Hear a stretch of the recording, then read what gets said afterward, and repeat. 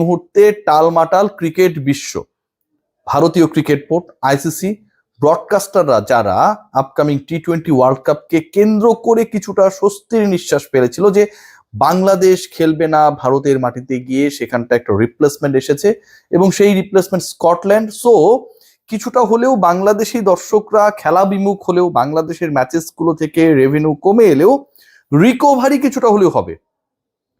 কিন্তু যেই রিকভারি কোনোভাবেই হবে না, কোনো দলকে দিয়েই হবে না, কোনো যুক্তি তর্ক বিনিয়োগে, এটা আসলে ব্রডকাস্টারদের ক্ষতি, আইসিসির রেপুটেশন, টিম ইন্ডিয়ার, মানে থাকে না যে যদি ওই ভারত পাকিস্তানের যুদ্ধ না থাকতো তাহলে হচ্ছে বলিউডের মুভি হইতো না, এরকম একটা আলোচনা রয়েছে।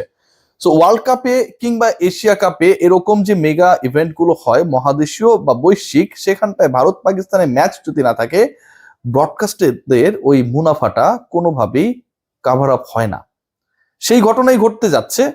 15 তারিখে ইন্ডিয়া পাকিস্তানের সম্ভাব্য যে ম্যাচের কথা ছিল, অনুষ্ঠিত হবার কথা ছিল, সেই ম্যাচটা অনুষ্ঠিত হচ্ছে না। পাকিস্তান বিশ্বকাপে ভারতের বিপক্ষে ম্যাচ বয়কট করেছে। একটু আপনাদেরকে জানিয়ে দিতে চাই, কুল অ্যান্টিপারস্পিরেন্ট ডিওডোরেন্ট স্টিক আপনার ঘামকে কন্ট্রোল করবে, 24 আওয়ার্স পর্যন্ত আন্ডার আর্ম ঘাম মুক্ত রাখবে এবং কাপড়ে কোনো দাগ হতে দেবে না। যদিও বিশ্বকাপের গায়ে মোটামুটি দাগটা পড়েই গেছে, পাকিস্তানের এই ভারতের বিপক্ষে ম্যাচ বয়কটের মাধ্যমে আরো কয়েকটা ঘটনা দারুণভাবে সামনে এসেছে। প্রথম কথা যেটা, ব্রডকাস্টারদের ক্ষতি। এই ইন্ডিয়া পাকিস্তান ম্যাচ যেভাবেই হোক অনুষ্ঠিত হতে হবে, যতবার পসিবল সেটা করাতে হবে। আইসিসির টার্গেটই থাকে, সেটা যেই ফরম্যাটেরই বৈশ্বিক ইভেন্ট হোক না কেন সেটাই। একই গ্রুপে রাখা হয়েছে দুই দলকে, তাদের গ্রুপ মেট হিসেবে যারা রয়েছে প্রত্যেকটাই চাম্পু চাম্পু দল, মানে কোনোভাবে ইন্ডিয়া পাকিস্তান যেন মিস না হয় to go through the next round.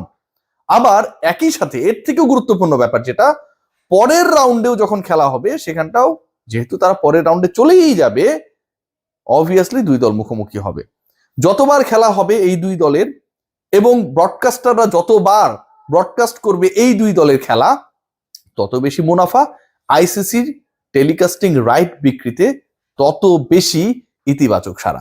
So ওই জায়গাটা একদমই আমার কাছে মনে হয় যে প্রথমবারের মতো বন্ধ হয়ে গেল। এই যে ইন্ডিয়া পাকিস্তান ম্যাচ, যেটা ভারত, যারা তাদের দেশ, তাদের স্বাধীনতা, তাদের ভূমি, এগুলো নিয়ে এত বড় বড় কথা বলে, তারা এই বিশ্বকাপের আয়োজক এবং তারা বাধ্য হয়েছে শ্রীলঙ্কার মাটিতে গিয়ে পাকিস্তানের সাথে ম্যাচটা হবে সেই রকম একটা পরিকল্পনা করতে ওয়ার্ল্ড কাপটা হয়েছে হাইব্রিড মডেলে। কারণ পাকিস্তান ভারতে যেতে রাজি না, তারপরেও ভারত রাজি হয়েছে যে ঠিক আছে আমরা খেলবো পাকিস্তানের সাথে, সেটা আমার দেশে না হইলেও খেলবো। কেন? যেই পাকিস্তানের সাথে এত বিদ্বেষ, যেই পাকিস্তানকে তারা পছন্দ করে না, যেই পাকিস্তানের সাথে রাজনৈতিক সংকট, কূটনৈতিক সংকট, সামরিক সংকট, সেই পাকিস্তানের বিপক্ষে কিন্তু ইন্ডিয়া খেলার সময় নিজের দেশে খেলতে না পারলেও অন্য দেশে গিয়ে খেলতে রাজি। কারণ হচ্ছে ওই প্রফিট, ওই আইসিসির কন্ট্রোলটা ভারতের কাছে, বিসিসি এর কাছে।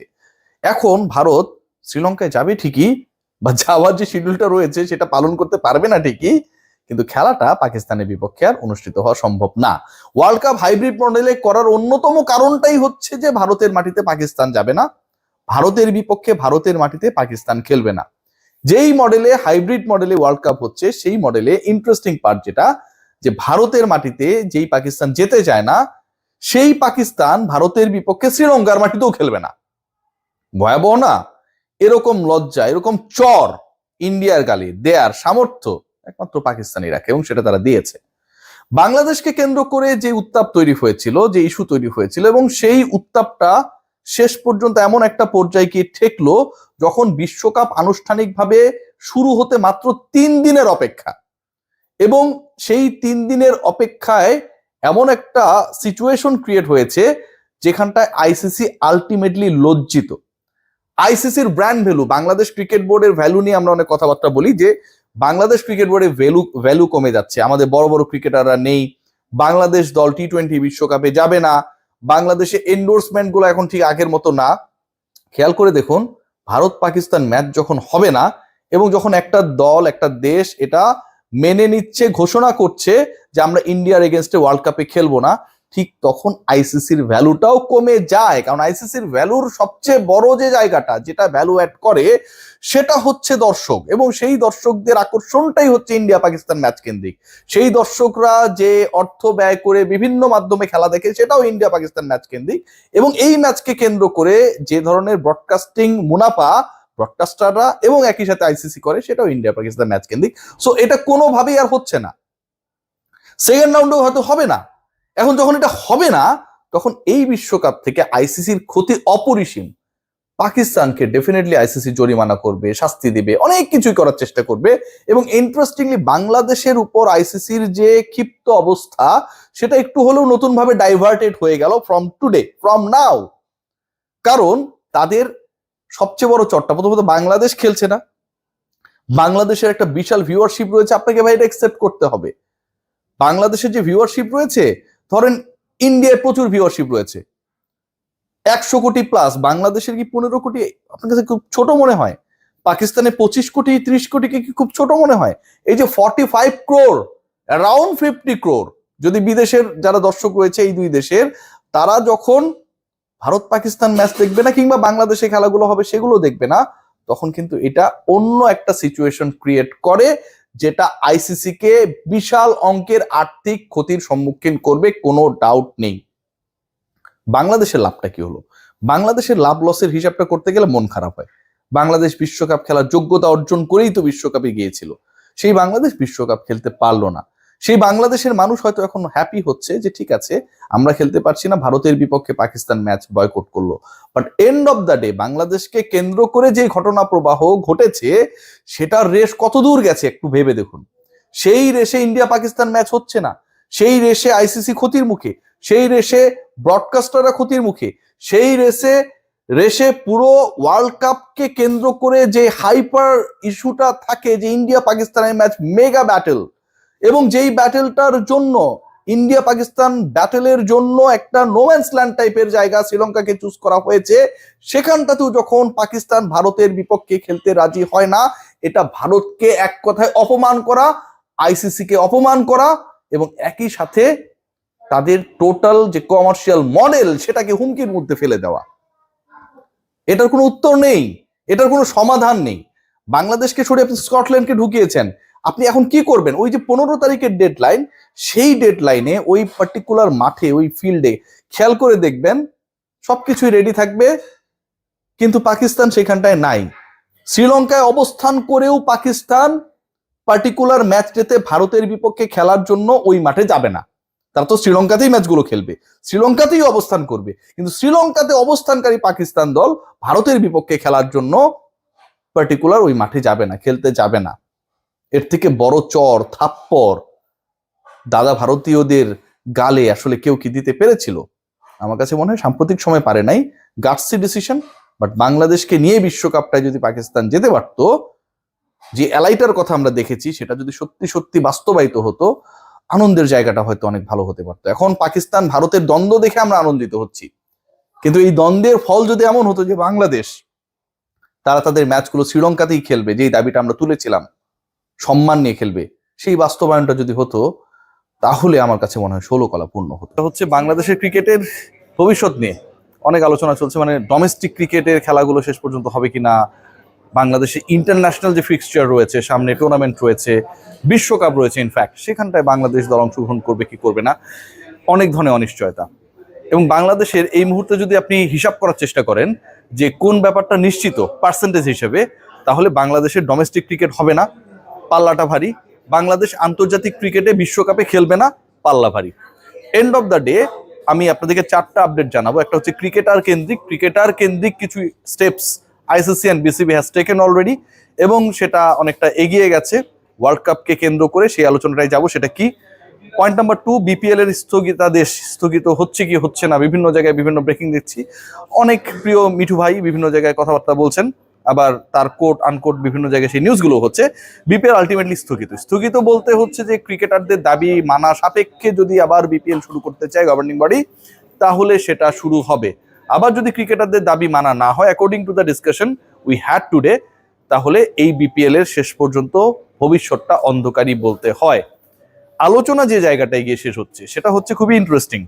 যে বাংলাদেশের ঘরোয়া ক্রিকেটের ভবিষ্যৎ একদিকে, ক্রিকেটারদের দাবি, ন্যায্যতা, সম্মান একদিকে, আরেক দিক থেকে হচ্ছে বাংলাদেশ ক্রিকেট বোর্ডের একগুয়েমি, যে তারা ওই মিস্টার নাজমুলকে সরাবেই না, তাকে রেখে দিতে হবে অথবা তাকে বাদ দিয়ে খেলা চালু করতে হবে। বাংলাদেশ ক্রিকেট বোর্ড এখন পর্যন্ত অপশন নাম্বার 1টাকে চুজ করেছে, যদিও যুব ও ক্রীড়া উপদেষ্টা ডক্টর আসিফ নজরুল নজরুল সম্পর্কে খুব ভালো একটা কথা বলেন নাই। সুবিবেচকের মতোই তিনি বক্তব্য প্রদান করেছেন, যে আসলে অবিবেচকের মতো কথা বলেছেন নজরুল ইসলাম। কিন্তু এন্ড অফ দ্য ডে এই ডিসিশনটা বাংলাদেশ ক্রিকেট বোর্ডকে নিতে হবে, কিভাবে তার প্রস্থানটা এনশিওর করা যায়, আদারওয়াইজ ডোমেস্টিক ক্রিকেট হচ্ছে না। বিশ্বকাপ কেন্দ্রিক যে ট্যাগলাইনটা দেখছেন, যে আইসিসি বাংলাদেশে আসছে, আইসিসি বাংলাদেশে আসছে মানে ICC they have a good intention, and একই সাথে এটাকে আমরা ইফেক্টিভ ইনিশিয়েটিভ হিসেবে বলতে পারি, they are coming only because তারা চায় বাংলাদেশ যেন বিশ্বকাপে অংশগ্রহণ করে। এই কমিউনিকেশনটা already officially, not officially Bangladesh cricket বোর্ডের সাথে হয়েছে। আসিফ নজরুল অফিসিয়ালি আজকে এই ব্যাপারটা প্রেসে জানিয়েছে। আইসিসির যে প্রতিনিধি দল এখানটায় আসছে, সেই প্রতিনিধি দলে মোটামুটি 3 সদস্যের প্রতিনিধি দলের কথা জানা গেছে। তার মধ্যে 2টা পার্টিকুলার ডিপার্টমেন্টের প্রধানরা এখানটায় আসছেন। একটা হচ্ছে ইন্টিগ্রিটি ইউনিটের প্রধান হিসেবে যারা বা যিনি কাজ করেন কর্মরত, আর একটা হচ্ছে সিকিউরিটি টিমের প্রধান হিসেবে যিনি কাজ করছেন তিনি। এই দুজনের সাথে আর কে আসবেন সেটা এখন পর্যন্ত আমি নিশ্চিত না, তবে 3 সদস্যের একটা প্রতিনিধি দল বাংলাদেশে আসছে বাংলাদেশ সরকারের সাথে আলোচনা করার জন্য, যেন বাংলাদেশ জাতীয় দল আপকামিং ওয়ার্ল্ড কাপে অংশগ্রহণ করে, এবং সেই ডিসকাশনের উপর ভিত্তি করে নির্ধারিত হবে বাংলাদেশের বিশ্বকাপের ভবিষ্যৎ। এখন এখানে ইন্টারেস্টিং একটা পয়েন্ট রয়েছে, আইসিসি আসছে মানে কি বাংলাদেশ ভারতে চলে যাবে, ভারতে খেলবে? আইসিসি আসছে মানে বাংলাদেশ কি তাদেরকে নিরাশ করে পাঠিয়ে দেবে যে না তোমরা চলে যাও, আমরা তো আমাদের সিদ্ধান্তের কথা জানিয়ে দিচ্ছি? আইসিসি আসছে মানে দেয়ার ইজ আ ডোর, যেটা অলরেডি ওপেন হওয়ার পথে রয়েছে, of negotiation Bangladesh cricket board, BCCI and ICC upcoming world কাপে যেন বাংলাদেশ অংশগ্রহণ করতে পারে, সেই কারণেই আইসিসি আসছে। এবং বাংলাদেশের সম্ভাব্য ভেন্যু নিয়ে প্রথম পর্যায়ে যে আলোচনাটা ছিল সেটাই অ্যাপ্লিকেবল হবার পথে রয়েছে। সেই আলোচনাটা একটু আপনাদেরকে মনে করিয়ে দিতে চাই। সেই আলোচনায় ডিসকাশনটা অনেকটা এরকম ছিল যে বাংলাদেশের 4টা ম্যাচ আপনারা সবাই জানেন, ইতালির বিপক্ষে, নেপালের বিপক্ষে বাংলাদেশ, ওয়েস্ট ইন্ডিজের বিপক্ষে বাংলাদেশ খেলবে, এই দলগুলোর বিপক্ষে বাংলাদেশ যে ম্যাচেসগুলো খেলবে তার 3টা ইন্ডিয়ার বাইরে, শ্রীলঙ্কাতে খেলানো যায় কিনা, একটা ম্যাচ হচ্ছে ভারতে। এখানটায় 2 কুলে ব্যালেন্স করার একটা চেষ্টা রয়েছে, কারণ আলটিমেটলি যে ডিনামিক্সটা কাজ করছে সেটা হচ্ছে শুধুমাত্র ক্রিকেটীয় না, ইন্টার গভর্নমেন্ট ডিনামিক্সও এখানটায় জড়িত। বাংলাদেশ গভর্নমেন্ট এবং একই সাথে ভারতীয় সরকারের একটা মান সম্মানের ব্যাপার জড়িয়ে গেছে। সো ভারতে অন্তত একটা ম্যাচ বাংলাদেশকে খেলিয়ে 3টা ম্যাচ শ্রীলঙ্কায় দেয়া যায় কিনা, that is the ultimate goal of the ICC and their team. They are going to come to Bangladesh to discuss with the ministry. এখন এই জায়গায় বাংলাদেশ আসলে একমত হবে কিনা, আমি যতটুকু মনে করতে পারি, বুঝতেছি, বা ক্রিকেটারদের পার্ট থেকে যে ইনফরমেশন গুলো আসছে, যে they are intend to play the upcoming world cup, তারা বিশ্বকাপ খেলতে চায়, হিসাব সহজ, এবং তারা এটাও চায় বাংলাদেশ ক্রিকেট বোর্ড যেন এই বিশ্বকাপ খেলার পরটাকে এনশিওর করে। কিভাবে করবে সেটা ক্রিকেট বোর্ডের ব্যাপার, বাট বাংলাদেশের ক্রিকেটাররা বিশ্বকাপ খেলতে চায়। অন্তত 3-4 জন ক্রিকেটার ওয়ার্ল্ড কাপের দলে যারা রয়েছেন তাদের সাথে আমার কথা হয়েছে, এই 3-4 জনের মতো করে বাকি যে 11 জন 12 জন রয়েছেন তারা একইভাবে চিন্তা করছেন বাংলাদেশ যেন খেলতে পারে। সো তাদের উদ্দেশ্য হচ্ছে খেলা, বাংলাদেশ সরকারের উদ্দেশ্য হচ্ছে খেলা, এবং সেই খেলাটাকে শ্রীলঙ্কায় নিয়ে যাওয়া। আইসিসির সাথে ডিসকাশনের পরে হোপফুলি, যেহেতু আইসিসি আসছে এবং এখানে কোনো অফিসিয়াল আনঅফিসিয়াল স্যাটারডে সানডের ইস্যু খুব বেশি অ্যাপ্লিকেবল হবে না, আগামী শনি রোববারের মধ্যে আমরা হয়তো একটা ডিসিশন পেয়ে যাবো regarding the world cup issue. এই ইস্যুতে আরেকটা ব্যাপার আপনাদেরকে পজিটিভ নিউজ দিতেই চাই, ক্রিকেটারদের যে ব্লেজারের মাপ আপনারা সবাই জানেন, যখন আপনি একটা ওয়ার্ল্ড ইভেন্টে অংশগ্রহণ করবেন, সেই ওয়ার্ল্ড ইভেন্টে অংশগ্রহণ করার জন্য কিছু পার্টিকুলার অ্যাটায়ারের ব্যাপার স্যাপার থাকে। আপনি যাবেন, আপনাকে ফটো সেশনে যেতে হবে, আপনি ছবি তুলবেন, আপনি আইসিসির যে অফিসিয়াল পেজেস রয়েছে, তাদের যে চ্যানেলসগুলো রয়েছে সেখানটায় আপনার ইন্টারভিউ হবে, আপনি আপনার দেশকে রিপ্রেজেন্ট করছেন। সো ওই ক্যাটাগরিতে blazer is a very important part, এবং ব্লেজারের মাপ গতকাল রাতে বিকেলের পর থেকে ক্রিকেটারদের কারো ডোর টু ডোর, কারো হোটেল টু হোটেল গিয়ে নেওয়া হয়েছে, এবং সেই ডিসিশনটা ইনস্ট্যান্ট হয়ে গেছে। ক্রিকেটাররা আপকামিং ওয়ার্ল্ড কাপের জন্য রেডি হচ্ছে। বাংলাদেশ সরকার, Bangladesh cricket board ultimately ready হচ্ছে for the upcoming world cup, এবং এটা মোটামুটি ডিসাইডেড।